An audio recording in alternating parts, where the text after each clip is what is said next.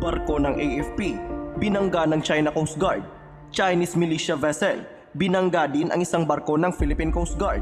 Yan ang ating pag-uusapan sa video natin ngayon. Kaya't kung bago ka pa lang sa ating channel, ay mag-subscribe ka na at i-click mo na rin ang notification bell para lagi kang updated sa mga kaganapan at modernong kagamitan na ating pag-uusapan.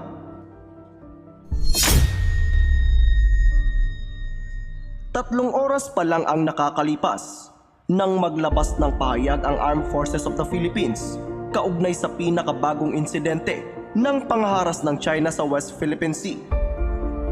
Ayon sa AFP, alas 6 ng umaga kanina ay tinahak ng resupply boat ng AFP at isang PCG vessel ang daanan patungo sa BRP Sierra Madre upang magsagawa ng routine rotation at resupply mission nang bigla na lamang umanong humarang ang China Coast Guard Vessel 5203 dahilan upang mabangga nito ang resupply vessel ng AFP.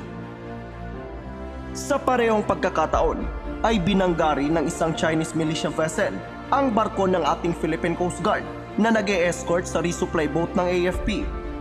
Habang nangyayari ito ay nakalusot ang resupply boat ng AFP patungo sa BRP Sierra Madre. Sa aking palagay ay may kinalaman ito sa ginagawang repair ngayon sa BRP Sierra Madre. Mariin naman itong kinundina ng Armed Forces of the Philippines at sinabi na labis na kabastusan na ang ginagawa ng China. Panoorin natin ang aktual na video.